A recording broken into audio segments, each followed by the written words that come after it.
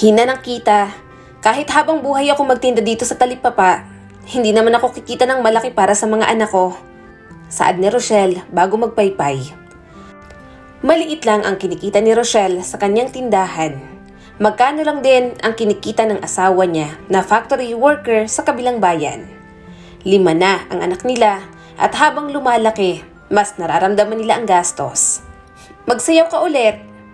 Mungkahin ng kaibigan ni Rochelle at uminom ng soft drinks. Napangiwi naman siya. Mabuti sana kung pwede pa. Alam mo namang hindi na ako katulad ng dating kayang mag-split, mag-tumbling, mag-bending. Hindi na kaya ng katawan ko. 4 na ang anak ko. Yung iba, cesarean pa. Hindi ko na rin kaya mag-instruct ng mga sayaw. Pumupurol ng utak ko. Yun ang dati niyang trabaho.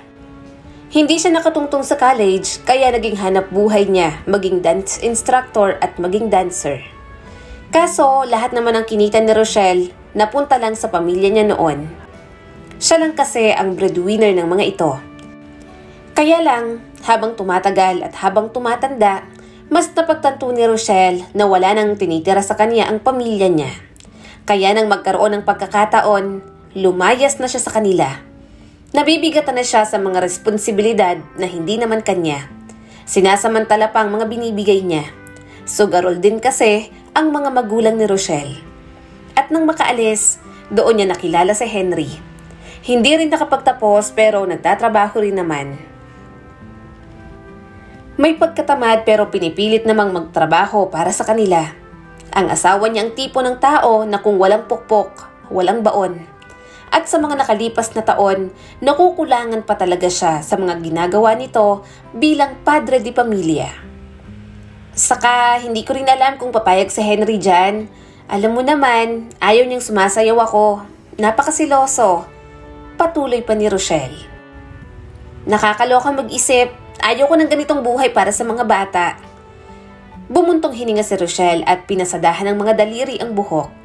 Sumandal si Katkat sa pader. Alam kong mahirap yan, pero nagsisipag ka naman. Hindi nga lang sapat. Hapit na rin ang budget nyo, tapos nangungupahan pa kayo. Napabuntong hininga si Rochelle. Nag-aalala ako sa lahat ng oras.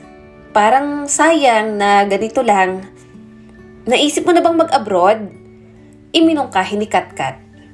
Pwede mong subukan ng kapalaran mo sa ibang lugar. Kung gusto mo talaga ng magandang buhay para sa kanila, subukan mo na. Baka makapag-ipon ka ng pera para sa mga anak mo. Rochelle, kahit makabili lang kayo ng sariling bahay at lupa, dagdag kasi talaga sa gastos na nangungupahan kayo ng ganyan. Natigilan saglit si Rochelle. Pinoproseso ang mungkahi ni Katkat. Umalis? Mag-abroad? Kaso maliliit pa yung mga bata. Ang panganay ko 9 years old pa lang. May baby pa ako at hindi ko sila basta-basta may iwan. Di yung asawa mo. Kaya nga mag-asawa kayo, di ba? Magkatulong dapat kayo sa pagpapalaki sa mga anak ninyo. Saad ni Katkat at nangalumbaba sa lamesa. Isipin mong mabuti. Kasi sakto yung pinsan ko na kapag abroad yun sa legit na agency. Pwedeng doon ka rin. Kapag nasa ibang bansa ka, mas malaki ang kita. Mas may chance. Kung gusto mo, asawa mo na lang ang ibang bansa. Umiling agad si Rochelle. Naku, wag na. Baka pang babae pa yun, saka alam mo namang tamad si Henry. Kung hindi ko pa gigisingin sa araw-araw, hindi pa papasok sa trabaho. Kung siyang pupunta sa ibang bansa, baka kapag sobrang pagod, hindi na pumasok. Asawa niya si Henry, kaya kilalang kilala niya na. Hindi naman sa wala siyang tiwala pero batid niyang ganoon na ang mangyayari. Gayunpaman kahit maraming kakulangan sa Henry, mahal niya pa rin naman ito. Ang pinag-aalala ko lang naman, paano kung magsisi ako, siguradong mahuhomesick ako sa mga bata. Malungkot niyang saad, napailing si Katkat. Ganyan talagang laban kapag OFW. Hindi ka naman mawawala ng tuluyan. Babalik ka pa rin naman, magtatrabaho ka lang. Isipin mo na lang na para sa pamilya kaya ka nandoon. Kapag nasa ibang bansa ka, maraming pinto ng oportunidad ang magbubukas sa'yo. Yung pinsan ko nasa ibang bansa ngayon, tingnan mo, sinuwerte. Humalukip-kip si Rochelle. Naisip niya ang kanyang mga anak. Ang ideya ng pag-iwan sa mga ito, kahit na pansamantala ay parang isang pagpapabaya na. Napailing si Rochelle. Baka hindi kayanin ng mag-aama ko kapag wala ako. Mamimiss nila ako. Hindi kaya, pero kakayanin. Kapag nandun ka na, wala na rin naman silang magagawa kundi tanggapin. Mamimiss ka nila syempre. Sabi pa ni Katkat. Pero magiging matatag din ng mga yan. Makakapag-adjust din sila. Huminga ng malalim si Rochelle. Hinayaan ang mga posibilidad na hawakan siya. Siguro marahil tama ka. Pag-uusapan namin itong mag-asawa. Dahan-dahang tumango si Rochelle. Tumatakbo ang isip niya sa mga senaryo.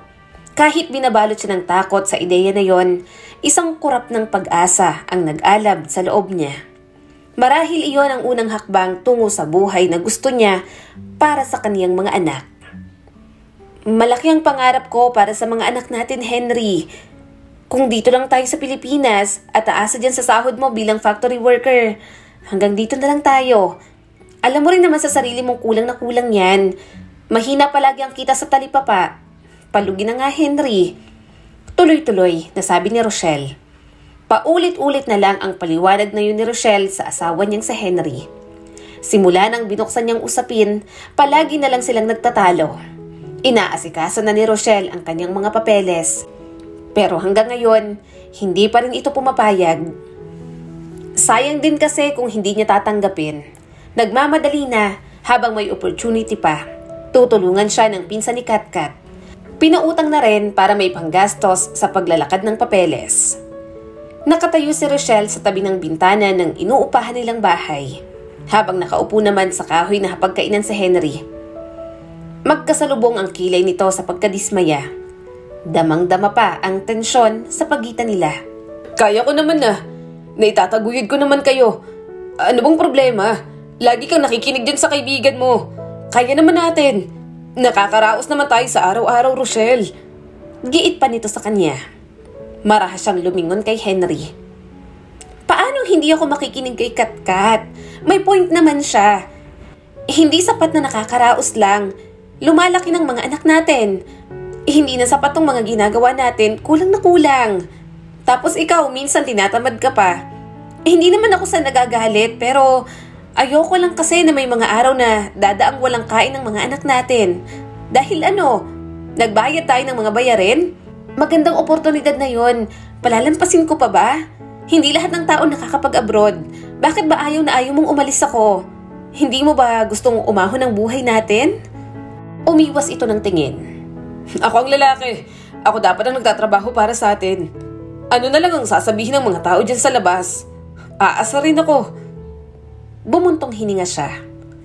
Ano naman kung asarin ka nila?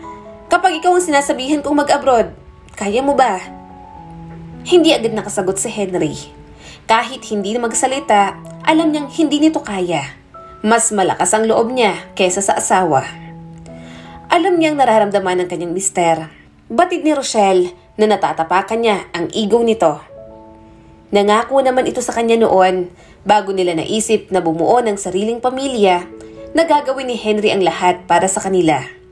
Gayunpaman, nakikita niyang hindi talaga nito kaya. Nakukulangan pa si Rochelle. Ilang factory at ilang trabaho na ba ang napasukan ng kanyang asawa? Marami na at walang tinatagalan sa Henry. Parang trabaho ang mauubos ni Henry sa halip na ang sarili nito. Paano pa kaya kapag nasa abroad? Baka hindi pa panindigan ang matagal na kontrata. Rochelle, please naman. Huwag ka nang pumunta sa Kuwait. Hindi na ba magbabagong isip mo? Iba ang kutob ko sa pagpunta mo sa ibang bansa. Marami akong naririnig. Yung iba hindi na umuwi sa pamilya kasi nagkakaroon ng ibang kasama ron. Delikado at ayokong malayo ka sa amin. Pakiusap ni Henry na may bahid ng pag-aalala ang boses. Ngunit determinado ang puso ni Rochelle. Henry, hindi ako ganyang klase ng babae. Alam na alam mo yan. Naiintindihan ko ang mga alalahanin mo pero kailangan kong gawin to para sa mga anak natin. Gusto kong bigyan sila ng isang magandang kinabukasan. Nagastusan ko na to. Sayang naman kung uurong pa ako. Umiling si Henry at nakakuyom ang mga kamay. Pero paano kami? Paano pamilya natin? Paano mo kami may iwan ng ganito? Nangingilid ang mga luha sa mga mata ni Rochelle. Huminga siya ng malalim. Sinusubukan niyang pakalmahin ang sarili. Hindi naman kita iiwan, Henry. Ginagawa ko to para sa ating lahat. Please naman, subukan mong intindihin. Saad niya pa. Sa kanilang dalawa, mas madaling naasikaso ang kanyang mga papeles. Nasa mga palad na ni Rochelle ang pagkakataon at ayaw niya ng pakawalan pa. Kung yun lang ang paraan para makaahon sila kahit papaano sa hirap, magsasakripisyo na siya. Kahit masakit pang malayo sa kanyang pamilya, magtitiis na lang siya. Lumapit siya kay Henry. At wala akong intensyong insultuhin ka. Nagawin kang tampulan ng tukso ng mga tao dyan sa labas. Pinahahalagahan kong nagtatrabaho ka para sa amin, na alam mong responsibilidad mo bilang haligi ng tahanan pero hindi sapat yon. Marami tayong kailangang gawin para sa mga anak natin. Maliliit pa sila ngayon pero papaano kapag lumaki na sila? Lumalaki na rin ang gastos natin. Isa pa, gusto kong sunggaban lahat ng opportunities habang bata pa tayo at malakas pa. Henry, hanggang kaya natin, mag-ipon tayo para sa future ng pamilya natin. Suportahan mo naman ako sa mga plano ko, Henry. Pero Rochelle, hindi ko kayang malayo sa'yo. Nangilid ang mga luha ng asawa niya. Siguradong mahihirapan ako. Tinitigan niyang mabuti ang lalaki. Parang dinudurog ang puso niya. Ramdam niyang isa yon sa dahilan kung bakit ganoon na lang ang pagtutol ni Henry. Ni minsan, hindi pa sila nagkakalayong dalawa. Hinawakan niya ng marahan ng kamay nito. 3 taon lang naman yun, Henry. Kahit na, paano kung may makita kang iba ron? Paano ako?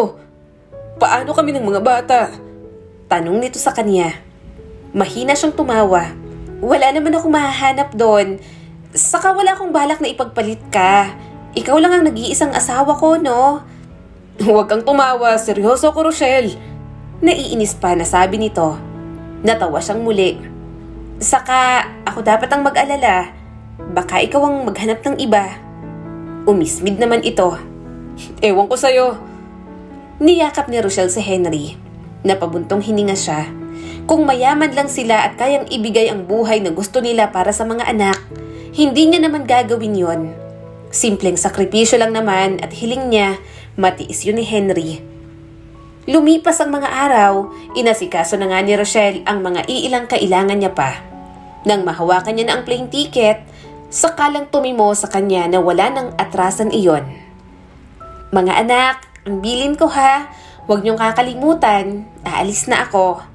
Paalala ni Rochelle sa mga anak habang nag-iimpake ng mga gamit. Tumango si Dayan, ang kanyang panganay. Okay po, lagi ko pong iintindihin itong 3. Dapat ginagawa niyo ang mga takdang aralin ninyo araw-araw. Huwag kayong magpapabaya sa pag-aaral. Bilin pa ni Rochelle. Si Smith naman ang sumagot. Opo, Mama. Kinarga niyang 1 taon niyang anak. Hinaplos niyang buhok nito. Maliliit pa ang mga bata pero iiwan niya na agad. Tumingin siya sa mga anak niya.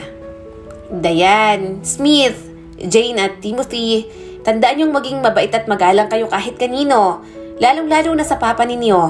Makinig kayo kay Henry. Kapag pinapakain kayo ng gulay, kumain kayo. Magandang mga pagkain ganun sa katawan ninyo. Yumakap sa kaniyang 3 anak. Huminga siya ng malalim. Siguradong mangungulila siya sa mga bata. Hinaplos ni Rochelle ang mukha ng mga ito.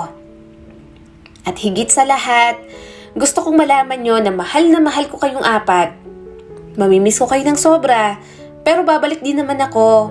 Kailangan ko lang magtrabaho roon. Niyakap ulit siya ni Dayan. Mahal ka rin po namin, Mama. Maghihintay po kaming lahat.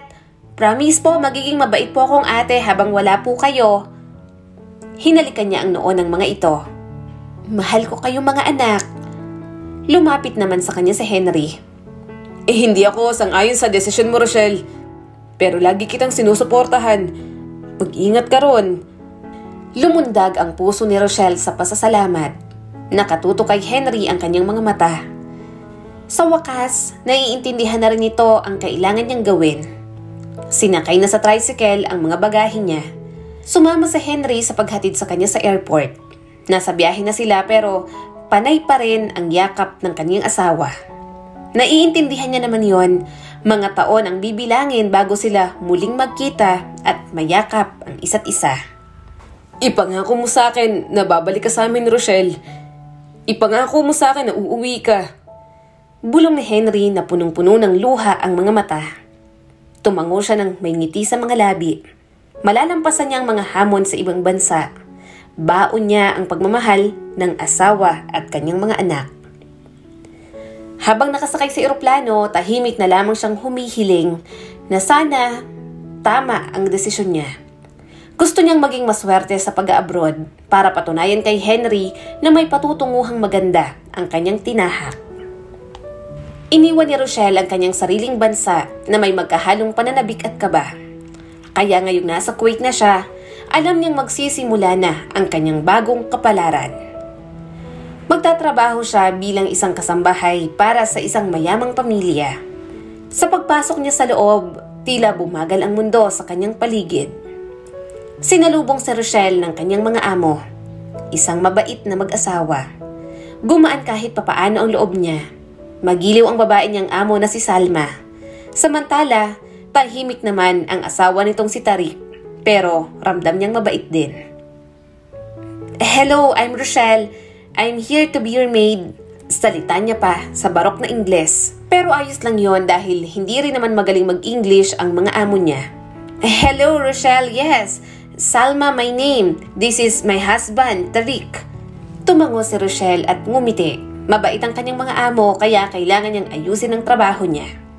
Nang makapasok sa kwarto, doon pa lang siya nakahinga ng maluwag. "Mukhang swerte ako sa mga amo ko." Ilang sandali pa'y tumawag sa cellphone niya ang kanyang asawa. Napangiti si Rochelle at agad na sinagot iyon. Kumislap ang mga mata niya sa luha nang marinig ang boses ng mga ito. Tawag pa lang at sulat ang uso ng panahon na yon. Hindi pa uso ang video call at mga makabagong application.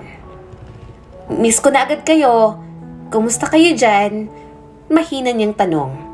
Narinig niya ang mahinang pagtawa ni Dayan. "Okay naman po, Mama. Ginagawa po namin ang homeworks namin. Nag-aaral po kami ng mabuti." Napangiti siyang muli. "Nasaan ang tatay ninyo? Baka madudungis pa kayo Gabi na dyan, di ba?" Sumagot naman si Smith. "Hindi pa po umuwi si Papa. Mamaya pa po kami kakain pagdating niya." Huminga siya ng malalim. Ibinili niya ang mga bata kay Henry. Kapag nagtagal, baka sabihin niya na ito na tumigil sa trabaho. Walang mag-aasikaso sa kanilang mga anak. Mabuti na lang, mature nang mag-isip ang panganay niyang anak at marunong na sa mga gawaing bahay. Bumuntong hininga si Rochelle. "Kung ganon, magbihis na kayo, mag-half bath kayo, baka ang dudungis niyo na naman dyan. Nanggaling siguro kayo sa paglalaro. Diba sabi ko, kapag galing sa paglalaro, mag-half bath agad at magpalit ng damit? Gusto niyo bang bumaho kayo?" Mahinang tumawa ang mga anak niya. Parang nawala ang kanyang pagod. Basta masaya ang mga ito, sapat na sa kanya. "Sige na, bilisan na natin at mahal ang tawag. Kapag nakapagtrabaho na ako, magpapadala ko ng pera sa inyo. Kumain kayo sa labas ha. Sabihin niyo sa papa niyo, bihisan kayo ng maganda." Bilin niya pa bago putulin ang tawag. Sa mga sumunod na buwan, naging maayos naman ang trabaho ni Rochelle. Yun nga lang, hindi pa rin siya komportable. Ganon talaga siguro kapag ibang tao ang kasama. Pero tumututok siya sa kanyang trabaho. Swerte naman siya sa mag-asawa niyang amo, kaya walang problema. "Nakakamiss ka, Rochelle. Wala na naman akong katabi sa kama." Saad ni Henry sa kanya. Naningkit ang kanyang mga mata. "Baka sa sobrang pagkamiss mo sa akin, maghanap ka ng iba dyan." Natawa naman sa Henry. "Mukha bang babaerong tingin mo sa asawa mo? Alam mo namang sa'yo lang ako ganito." "Syempre, pinapaalala ko lang. Saka may mga naririnig ako, may mga babaeng napupusuan ka." Bulalas ni Rochelle. Mahinang tumawa si Henry. "Kanino mo naman narinig yan?" Umalpas na rin ang tawa sa kanya. Hindi niya rin maiwasang mag-alala. Bata pang asawa niya at talagang may itsura. Kaya hindi siya magtataka kung may mga babaeng nagkakagusto kay Henry. Gayunpaman, may tiwala siya rito. "Ikaw, mag-ingat ka dyan. Nasa ibang bansa ka. Oo, at mabait yung mga amo mo, pero iba pa rin ang takbo ng utak ng mga yan. Hindi ko naman nilalahat, pero iba pa rin ang tingin ng mga yan sa ibang lahi, lalo na sa mga Pilipino." Wika pa ni Henry. Tumango naman siya. "Alam ko naman yon, kaya nga maingat ako sa mga kilos ko rito." "Saka, huwag kang lalabas dyan na basa ang buhok mo. Narinig ko, attracted daw ang mga yan sa mahabang buhok. Huwag mong ipapakita yang sayo. Nagkalat pa naman ang mga mapagsamantala kahit saan. Mag-ingat ka palagi. Paalala pa ni Henry. Hindi naman ganoon ang kanyang mga amo. Hindi naman siguro, lalo na ang amo niyang lalaki. Halos hindi nga siya pansinin. Rochelle, natahimik ka na. Ayos ka lang ba? Tanong muli ng asawa niya. Saka lang siya nabalik sa wisyo. Ha, ayos lang. Bakas ang pag-aalala sa boses ni Henry. Kumain ka, baka ang payat mo na dyan. Umuwi ka na nga rito at nang maalagaan kita. Napangiti siya. Kaunting tiis na lang, malapit na rin naman. Makakaipon na tayo pang bayad dun sa bahay at lupa na gusto natin. Sumang-ayon ang asawa niya. Nakausap ko na yung may-ari. Payag daw siyang installment muna. Medyo pangit yung bahay pero tayo nang bahalang magpaganda. Pagtulungan natin dalawa kapag nakauwi ka na. Ganoon ang naging sistema nilang mag-asawa. Kahit nasa abroad siya, magtatrabaho pa rin ito para sa mga pangangailangan ng mga bata. Ang sahod naman ni Rochelle, iniipon para pangbayad sa bahay at lupa na gusto nilang bilhin. Sa kabila ng nakakapanibagong paligid, nakatagpo pa rin si Rochelle sa mapayapang gawain. Sobrang sinisipagan niya na lang talaga para hindi lumala ang pagka-homesick niya sa kaniyang pamilya. Habang lumipas ang taon, nasanay na si Rochelle sa ritmo ng buhay sa Kuwait. Medyo natuto na rin siyang makaintindi ng lengguwahe roon dahil palagi siyang kinakausap ng amo niya sa ganoong lengguwahe. Isang hapon, katatapos lang ng gawain niya kaya tumambay muna si Rochelle sa kanyang silid. Nakikipagtawanan siya sa pamilya niya. Kahit mahal, ginagawa niya pa rin. Isang beses sa isang linggo rin kasi sila kung magtawagan. Ang pamilyar na boses ng kanyang mga anak na puno ng init at pagmamahal ang sumasalubong sa kanya sa kabilang linya.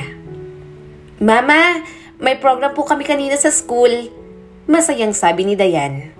Napangiti naman siya. Wow, mabuti naman. Kaso itong mga pinadala niyong larawan sa akin ang labo. Tiningnan muli ni Rochelle ang mga kuhang larawan. Napangiti siya nang makita ang maganda niyang anak. Una pa lang, bibo na si Dayan at alam niyang active sa school. Mana talaga sa kagandahan niya ang kanyang anak. Yun nga lang, kumunot ang noon ni Rochelle. Sunod-sunod ba namang malabo na ang mga kuha? Kinulit ni Henry ang mga anak. Malungkot siyang napangiti. Kung nandun lang siya, kasama siya sa kulitan na yon. Tumulo ang mga luha sa mga mata ni Rochelle habang pinapakinggan ang boses ng kanyang mga anak. Gustong-gusto niya na talagang umuwi pero ayaw niyang isatinig iyon. Alam niyang makakahawa lang ang lungkot niya sa kanyang mag-aama. Ma, miss na miss ka na po namin.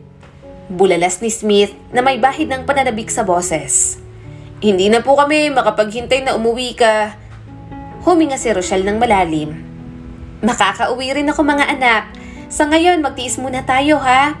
Oo nga pala, binigyan ako ng isang day off ng mga amo ko at pinaplano kong padalhan kayo ng balikbayan box. Narinig niya ang boses ni Jane. Pwede po ba kaming magpabili ng chocolates? Mahinang tumawa si Rochelle. Oo naman, kahit anong gusto nyo, sabihin nyo lang sa akin. Ipalista nyo sa tatay nyo para masend sa akin. Magpapadala rin ako ng ilang damit. Kapag may mga hindi na ginagamit ang mga amo ko, binibigay na sa akin. Yung iba nga, bago pa. Dala ang listahan, nagtungo si Rochelle sa mataong pamilihan ng Kuwait. May nakita rin siyang Filipino restaurant. Napangiti siya ng malamang mga Pilipino pala ang may-ari. Kahit medyo mahal, kumain siya roon. Isa ang pagkaing Pinoy sa mga namimiss niya. Day off niya naman, deserve niya naman sigurong i-treat ang sarili.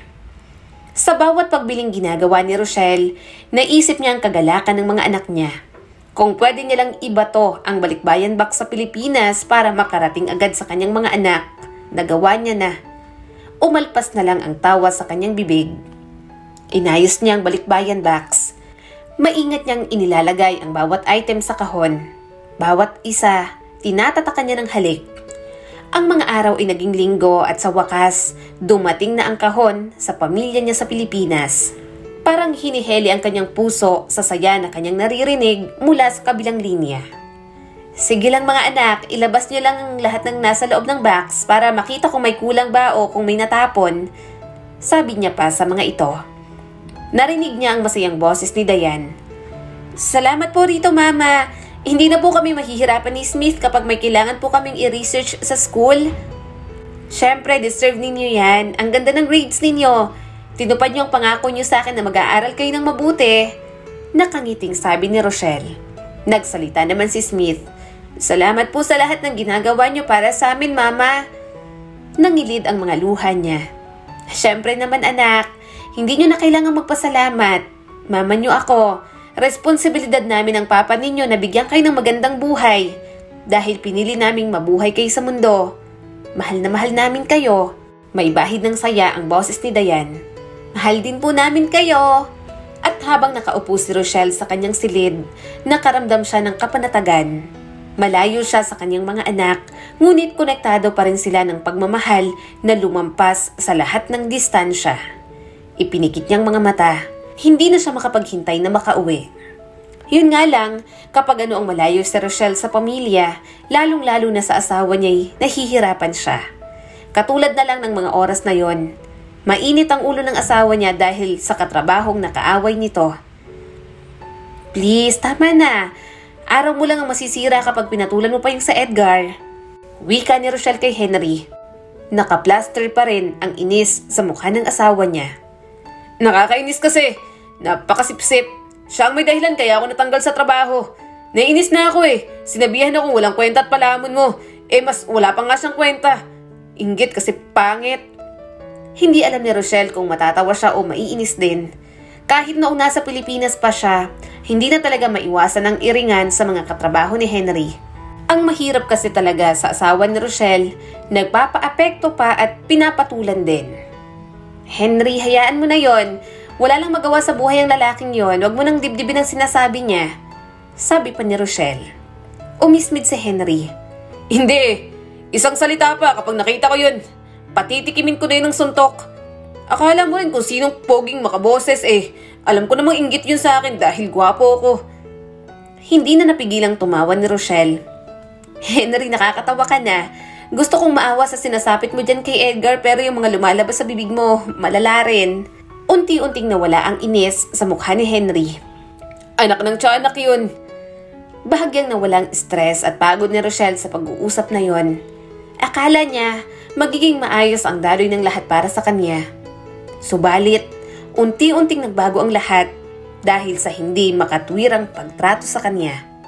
Hindi pwede to, bulong ni Rochelle at nanginginig ang mga kamay. Mabilis niyang inalis ang saksakan ng plancha. Nasunog niya ang damit ni Salma. Lutang ang pag-iisip kanina ni Rochelle, siguradong magagalit ang kanyang amo. Paborito pa namang damit yun ni Salma. Huminga ng malalim si Rochelle. Umaasang magkakaroon ng milagro, ngunit alam niyang hindi matatago ang marka ng paso. Maya-maya'y pumasok sa silid si Salma. Madam, kinakabahang sabi ni Rochelle. Tumingala si Salma. May bahid pa ng inis sa kausap sa cellphone. What? Nanginginig ang mga kamay na iniharap ni Rochelle ang damit. I'm sorry. I accidentally burned it. Nung una, nanlaki ang mga mata ni Salma. Bumaha na ang mas lalong inis sa mukha nito. You burned my cloth? Do you have any idea how expensive this is? Galit na tanong ni Salma. Bumilis ang tibok ng puso ni Rochelle. I didn't mean to. I'm so sorry. Bago pa siya makatapos, biglang tumayo si Salma at sinampal siya ng malakas. You are careless! Napaatras si Rochelle. Gulat ang dumaloy sa kanyang mga ugat. Tumulo ang luha sa kanyang mga mata nang kusang itinaas niya ang mga kamay sa kanyang mukha. Please, don't hurt me. Puno ng pagsusumamong sabi ni Rochelle. I didn't mean to. I promise, I'll do better next time. Ngunit ang galit ni Salma ay nag-aalab. You ruined my things! Nadurog ang puso ni Rochelle sa sakit ng mga salita. Akala niya mabait si Salma, pero iba pa rin talaga kapag nagalit. I'll fix it. I swear, just please don't.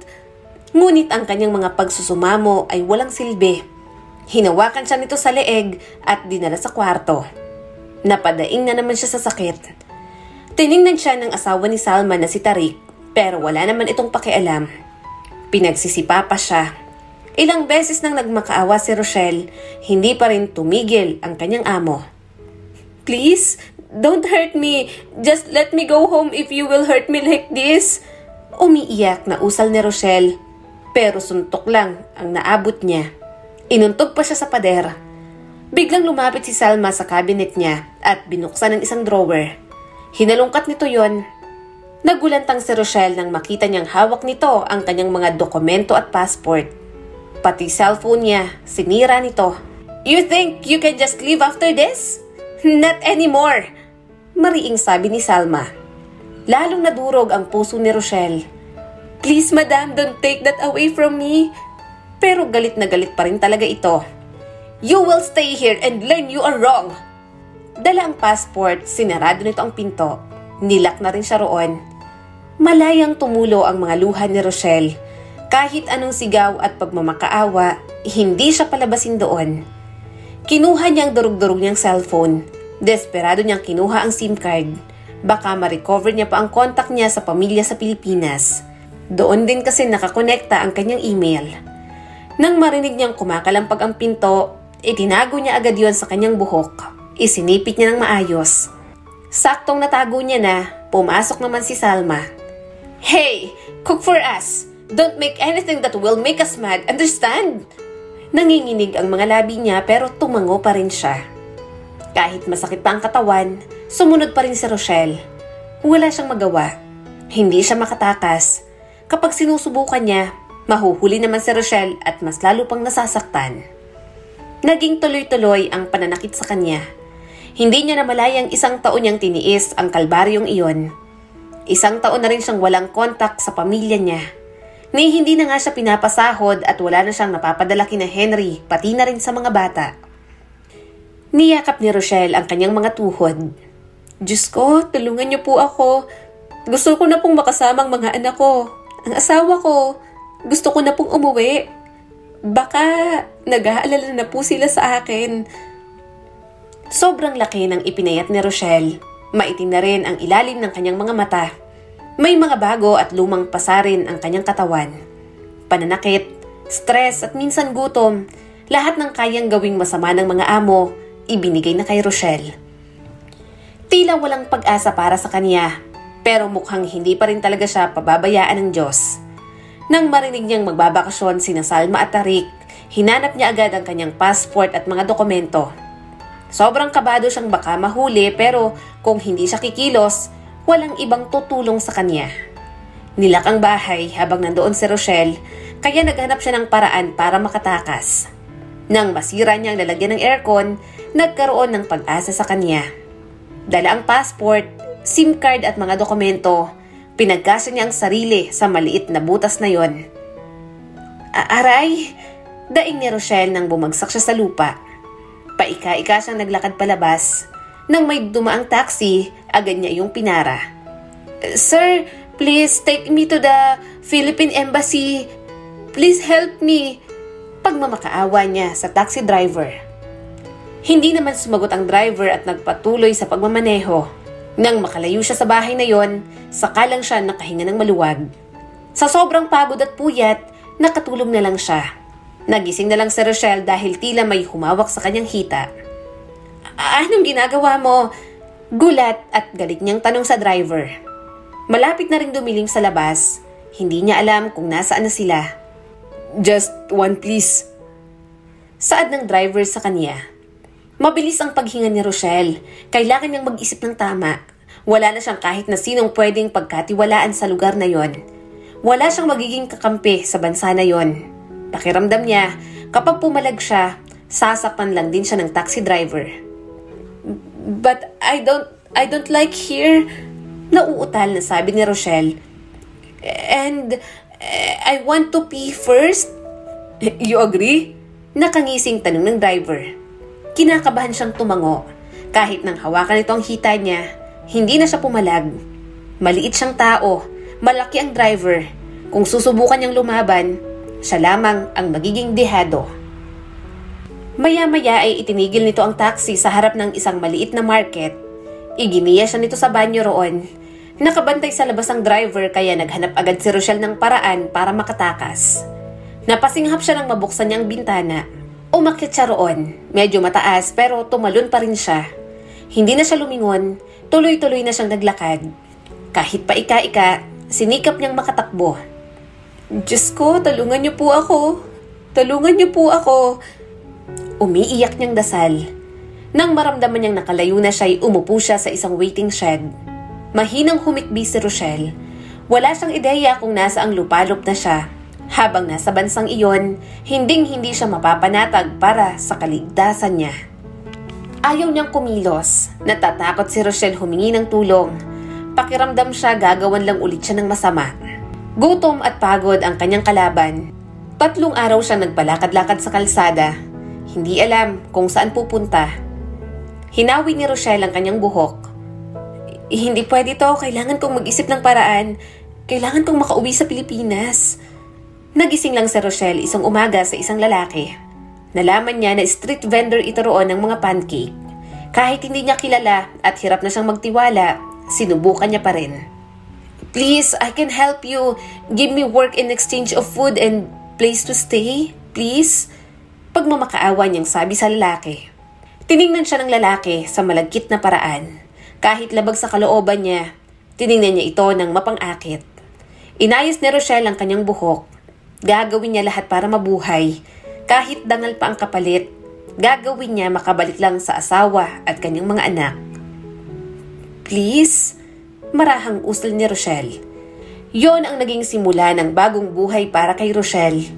Ang alam lang nito, may mga naiwan siyang anak sa Pilipinas. Wala naman itong pakialam at parang ayaw pa nga siyang tulungang makabalik. Kahit ayaw niya kay Ahmed, tiniis niya. Kahit paulit-ulit siyang kinakaman ito, pikit mata niya na lamang tinatanggap. Mabait din naman ito at alam na ang buong kwento niya kung bakit siya naging palaboy-laboy. Pero alam niya sa sarili na ginagamit niya lamang si Ahmed. Who are you talking to? Tanong nito sa kanya. Tinago niya agad ang cellphone na nabili niya. I tried to talk to my children but they're not answering. Napalunok si Rochelle sa seryosong tingin ni Ahmed. Hindi naman talaga niya makontak. Sa 8 buwan na lumipas, ilang ulit niyang sinusubukang tawagan si Henry pero mukhang nagpalit na ito ng number. Do you really want to see your children? Tanong ni Ahmed. Agad siyang tumango. Yes, I miss them so much.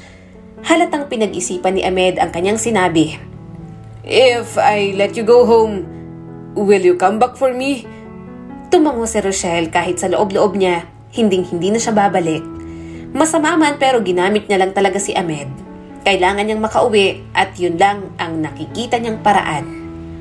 Kaya nang pinayagan siya nitong makaalis, daig pa ni Rochelle ang nakawala sa hawla. Sasagot lang siya sa mga tawag ni Ahmed, paasahing babalik pero hindi na. Kakalimutan niya na lahat ng nangyari sa kanya sa Kuwait. Kaso, sa lahat ng pagsisikap ni Rochelle para makauwi, may babalikan pa ba siya? Mga bata! Nakauwi na ako! Nilamon ng katahimikan ang kanyang mga salita. Pumasok si Rochelle sa madilim na sala. Yon ang napagawa niyang bahay.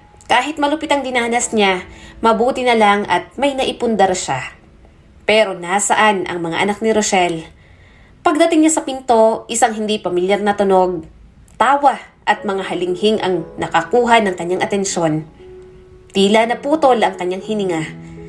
Itinulak niya ang pinto at ang eksenang bumungad sa kanya ang dumurog sa kanyang puso sa 1,000 piraso. Mga walang hiya kayo! Malakas niyang sigaw at napabalikwas ang mga ito sa kama. Si Henry, ang kanyang asawa ay nakapatong sa isang babae.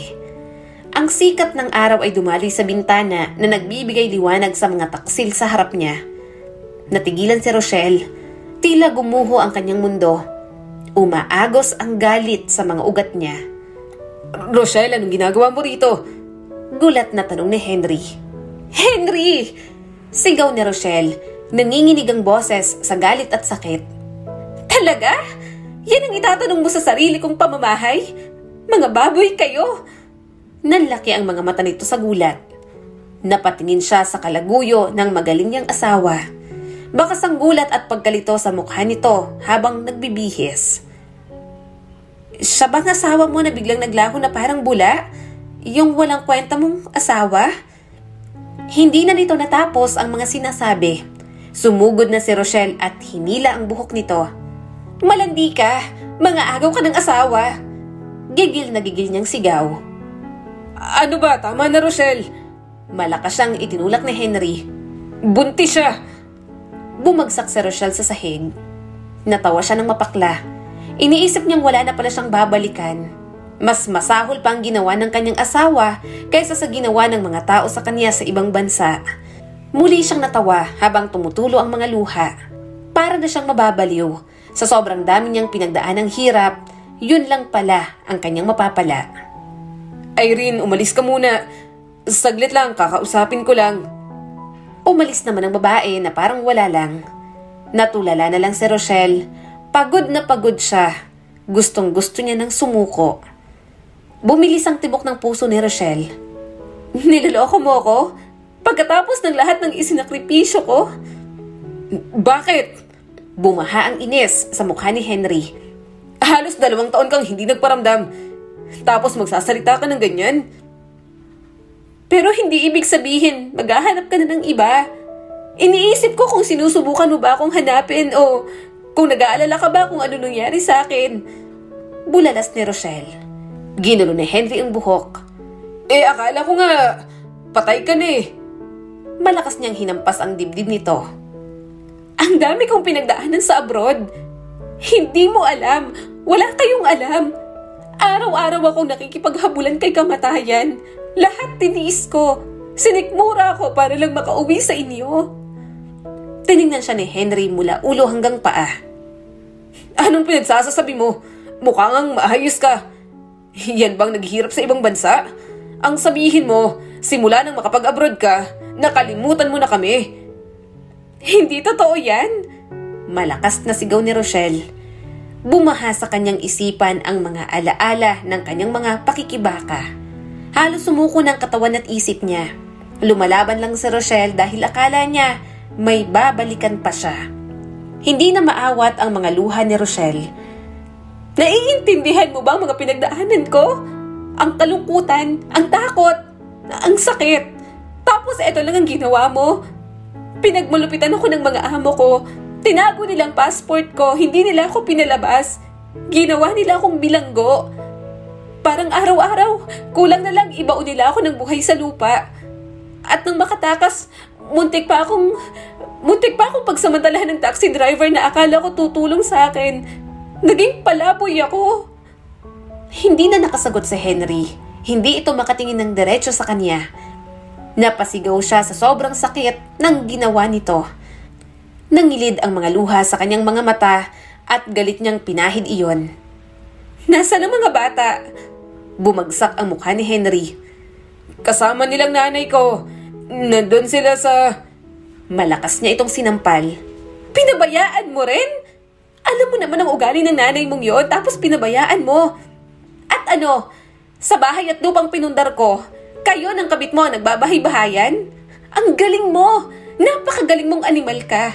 Lumayas kayo rito. Wala kang karapatan dito, pati na rin ang kabit mo. Sirang-sira na ang kanyang buhay. Wala na ang pamilyang iniwan niya noon. Gustong-gusto niya ng sumuko, pero may mga anak pa siya. Babangon ulit si Rochelle para sa mga ito. Pero, kailan ba matatapos lahat ng paghihirap niya? Mga anak, ang mama to, bakit ayaw niyong lumapit sa akin? Naluluhang tanong ni Rochelle. Nagsalita naman ang biyanan niyang konsentidor. Pabaya kang ina, kaya bakit kakausapin ka pa ng mga yan? Namuo ang galit sa dibdib ni Rochelle. Gusto niyang sumagot, magpaliwanag at depensa ng sarili pero pinigilan niya. Ayaw niyang magpakita ng galit sa harap ng mga bata. Natatakot nang lumapit ang mga ito sa kanya. Hindi na niya bibigyan ng rason ang mga ito para ayawan pa siya. Mga anak, Dayan, tawag ni Rochelle sa kanyang panganay. Hindi ko kayo gustong pabayaan. Sorry ha, ngayon lang ako nakabalik. Marami kasi nangyari sa ibang bansa. Sinaktan ako ng amo ko. Ginawa nila akong bilanggo roon. Tumakas lang ako pero ngayon nakabalik na ako. Hindi ko na ulit kayo iiwan. Tumulo ang mga luha ni Dayan. May Kabit po si Papa. Sinapo ni Rochelle ang bibig. Marahan siyang tumango. Dahan-dahan siyang lumapit. Tumulo na naman ang kanyang mga luha nang hayaan siya ng mga ito na yumakap. Nangangayayat ng mga anak niya. Halatang hindi naaalagaan ng maayos. Mama, matagal niya na pong kabit yun. Mama, hindi na niya po tayo mahal. Umiiyak na sabi ni Smith. Pinunasan ni Rochelle ang mga luha ng kanyang mga anak. Mahal ko kayo. Gagawin ko lahat para sa inyo. Hindi na ulit ako aalis sa tabi ninyo. Ayos lang kahit wala na si Henry. Doon na siya sa babae na yon. Basta tayo, sama-sama tayo ha. Uuwi na tayo sa atin. Hindi ko na kayo pababayaan. Pasensya na sa lahat ng pagkukulang ko. Simula ng araw na yon, binuhos ni Rochelle ang lahat ng oras sa mga anak. Ang natitirang pera niya na binigay sa kanya ni Ahmed, ginamit niya para magsimula ulit ng maliit na sari-sari store. I promise, I'll come back there. Just wait, sabi ni Rochelle. Pero galit na si Ahmed. No, I sent you money many times to come back here but you always have a reason. Bago pa makasagot si Rochelle, pinatay ni Ahmed ang tawag. Nasundan yon at hindi na ito muling tumawag pa. Naiintindihan niya naman at hinayaan na lang. Nakokonsensya rin naman si Rochelle. Ginamit at inuto niya lang ito para makauwi sa Pilipinas. Grabe pala talagang pinagdaanan mo. Sorry talaga, hindi ko alam. Naluluhang sabi ni Katkat. Umiling si Rochelle sa kaibigan niya. Huwag kang mag-alala, ayos lang. Wala kang kasalanan, kalimutan na lang natin yon. Tulungan mo na lang siguro ako na maghanap ng trabaho. May trabaho naman ako ngayon. Sari-sari saka online selling kaso hindi to sapat at mahina ang benta. Tumango agad si Katkat. Sige, ihahanap kita, tutulungan kita. Ang dami mong pinagdaanan. Niloko ka pa ng asawa mo. Napangiti na lang si Rochelle. Salamat. Sapo ni Rochelle ang ulo niya. Namomroblema siya sa hawak niyang pera. Yun lang ang ipon niya nang umuwi siya mula sa ibang bansa. Pagbaba ni Rochelle, nakita niyang naghain na ang anak niyang si Dayan. Mama, almusal po. Kain ka na po. Papasok ka na? Tanong ni Rochelle sa mga anak nang makitang nakasuot ng uniform. Opo, wait lang po. Gigisingin ko lang po ang mga kapatid ko para makapaghanda na rin sila sa school. Sabi ni Dayan at umakyat ulit para pumunta sa kwarto ng mga kapatid. Hindi maiwasang malungkot ni Rochelle. Malaki na talaga ang kanyang mga anak. Kaya nang asikasuhin ang mga sarili. Natuto o talagang nasanay lang. Kaya ngayong nasa tabi siya ulit ng mga ito, aalagaan niya ang mga bata sa abot ng makakaya niya. Dapat masanay na si Rochelle sa daily routine kasama ang mga anak. Kailangan niya ng kumilos para sa pamilya. Wala nang asawang tutulong sa kanya.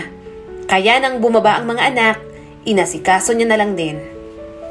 Ikaw ba talaga si Mama? Tanong ng anak niyang bunso na si Timothy. Natahimik ang iba niyang anak. Natulala naman si Rochelle. Maliit pa ito nang iwan niya, kaya alam niyang mahihirapan siyang kunin ang loob ng mga anak, lalo na ang mga bata pa lang noon. Tumayo agad si Dayan at binuhat si Timothy. Oo, malamang mama natin siya. Ang ganda, no? Ngumiti naman si Timothy. Oo, maganda ate. Sumilay ang ngiti sa mga labi ni Rochelle. Palalakihin niya ang mga anak na parang barkada lang. Gusto niyang maintindihan ang bawat ugali ng mga ito. Sa mga lumipas na araw, mas lalo siyang nag-alala sa mga gastusin. Kaya kahit ayaw niya, hihingi siya ng tulong sa mga kapatid niya na maayos ang buhay. Napagdesisyon na ni Rochelle na lumuwas sa probinsya nila. Sinasabi ko na nga ba, hindi talaga ako tiwala dyan sa asawa mong si Henry, sabi ng kapatid niya. Bumuntong hininga si Rochelle. Ate, hihingi sana ako ng tulong sa'yo. Kung meron ka dyan, pwede bang pautangin mo muna ako? Babayaran kita kapag nakaluwag-luwag ako. Tumaas ang kilay ng ate niya. Bakit? Wala ka bang naipundar nung nasa abroad ka? Ang tagal mo sa abroad ah. Ayan kasi, grabe magtiwala sa asawa. Inanakan ka pa ng marami. Pasaway ka rin kasi. Kung hindi mo inuna yung pagmamahal at pagtatanan ninyo ni Henry, edi sana, dancer ka pa rin hanggang ngayon. Baka iba pang naging asawa mo. Hindi na nakapagsalita si Rochelle. Hindi na para ikwento niya pa ang mga pinagdaanan niya sa Kuwait. Para sa kanya, mas okay na kaunti lang ang nakakaalam.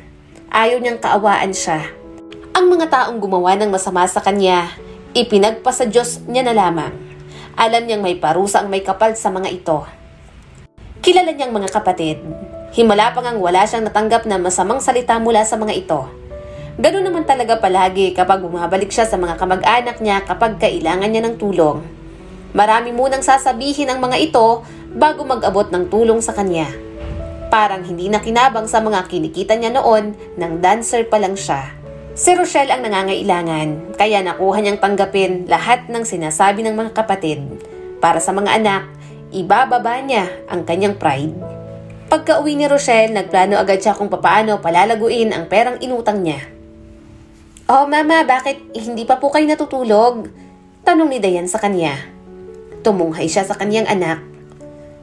May iniisip lang. Ikaw, bakit hindi ka pa natutulog?" "Nag-aaral pa po ako mama, may exam pa po kami bukas. Ano po bang iniisip nyo? Baka may maitulong po ako," sabi ni Dayan sa kanya. Ano bang patok sa mga tao dito sa atin?" tanong ni Rochelle sa anak. Patok po?" Tumango si Rochelle at bahagyang nahiya. Balak ko sana magnegosyo anak. May pera pa ako rito. Gusto kong magsimula ng negosyo para naman matustusan ko ang pangangailangan ninyong magkakapatid. Ngumiti si Dayan sa kanya. "Kung gusto niyo po, pwede po kayong magtinda sa tapat po ng school. Mga tusok-tusok po. Magpaalam daw po sa barangay. Dumadayo pa po kami ng kaibigan ko sa kabilang kanto para lang makakain po ng mga tusok-tusok. Sarapan niyo na lang po yung sauce para babalik-balikan po kayo." Tinanggap agad ni Rochelle ang mungkahi ng anak niya. Kahit walang kasiguraduhan, ginawa niya pa rin. Paunti-unti, nagsimula na siya sa kanyang negosyo. Alam niyang hindi pa niya makikita ang tubo sa puhunang nilabas niya, pero mas lalo siyang nagkaroon ng motivation para magpatuloy. "Mama!" tawag ng anak niyang si Smith. "Kakain po sila. Sinama ko po ang mga tropa ko rito." Tumawa si Rochelle. "Talaga? Tusok lang. Tama lang ang kunin ha. Baka malugi ako." Tuwing hapon siya nagtitinda roon. Nagkaroon na rin siya ng isawan, malapit sa terminal ng mga jeep, kaya naman marami siyang naging suki. "Matulog na po kayo para bukas, may energy ka po ulit para magtinda," sabi sa kanya ni Dayan. Napatingin si Rochelle sa niluluto niya. "Paano? Walang magbabantay ng pinapakuluan kong lamang loob?" "Kami na po mama," sabi pa ng anak niya. Bumuntong hininga si Rochelle at napangiti. "Salamat, ang swerte ko sa inyo. Gisingin niyo na lang ako bukas ng maaga, ha?" Mas lalo pang nadagdagan ang kita ng pasukin niya ang pagiging Zumba instructor. Medyo malaki ang kita niya at umaga niya lang ginagawa, kaya may time pa siya para sa negosyo. "Hoy, Rochelle, nakita kong dating asawa mo ah. Grabe, construction worker ngayon. Tapos ang dungis ng anak dun sa kabit niya." Balita ni Katkat sa kanya. Napabuntong hininga si Rochelle. "Hayaan mo na, wala na akong pakialam. Diyos na lang ang bahala sa kanila. Change topic na, masisira lang ang araw ko." Minsan, iniisip ni Rochelle na baka nga may dahilan kung bakit naghiwalay sila ni Henry. Halos 2 taon din siyang hindi nagparamdam noong nasa abroad pa siya.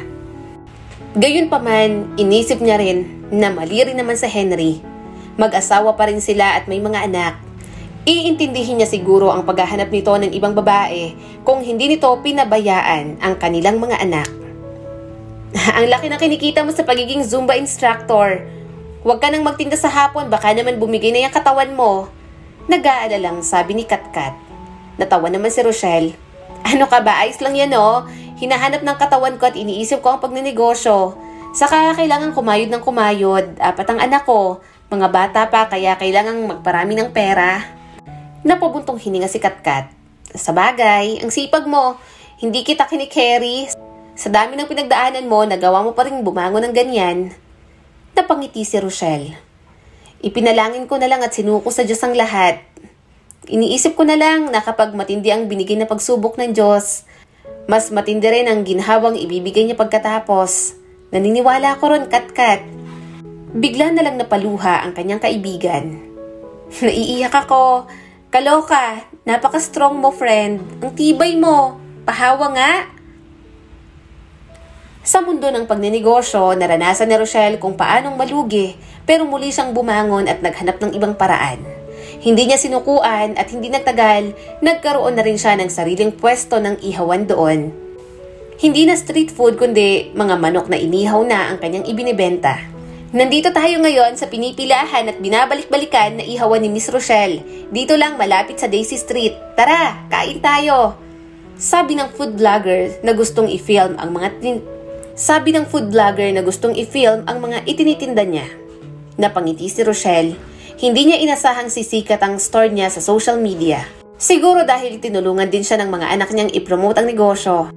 Kahit araw-araw manok, ayos lang. Miss Rochelle, paano niyo po masasabing kakaiba po ang lechong manok niyo sa lahat ng lechong manok? Tanong ng food vlogger sa kanya. Napakamot agad si Rochelle sa batok niya.